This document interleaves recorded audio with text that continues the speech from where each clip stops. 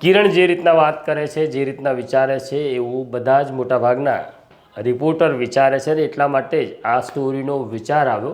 ઘટના કંઈક એવી છે, અમદાવાદ નજીક આવેલું સાણંદ છે. ત્યાં આગળ અમદાવાદ ગ્રામ્ય પોલીસ દરોડો પાડે છે અને ત્યાં આગળ શ્રીમંત લોકો દારૂ પીતા હતા.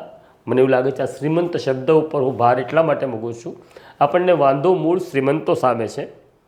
એ લોકો દારૂ પીતા હતા ને 81 જેટલા લોકો પકડાયા. પાર્ટી એવી હતી કે એક દંપતી છે, એના લગ્નને 25 વર્ષ થયા હતા. એમની પાસે પૈસા હતા એટલે મોટા મિત્રોને બોલાવ્યા, મોંઘો દારૂ મંગાવ્યો, હુક્કા મંગાવ્યા અને તેમણે દારૂ પીધો. બસ પછી તો જાણે આભ ફાટી હોય એમ પોલીસ આવી અને આભ ફાટી હોય એમ પત્રકારો આવ્યા અને સમાચારે મોટી હેડલાઇન બનાવી દીધી.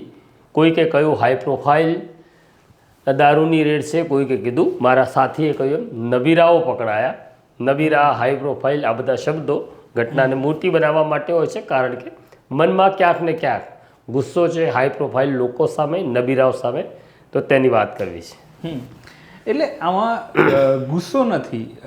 પહેલી વસ્તુ મારા કેસમાં મને ખાલી સવાલ થાય છે કે ભાઈ દારૂ આપણા ત્યાં જે એક જનરલ કે ભાઈ દારૂ આટલો પકડાયો, પણ પછી જે રેડ પડે છે એ ઓછી પડે છે, એવું મારું સવાલ હતો તમને. હા, કિરણનો સવાલ હું સમજી ગયો છું કે દારૂની રેડ ઓછી પડે છે.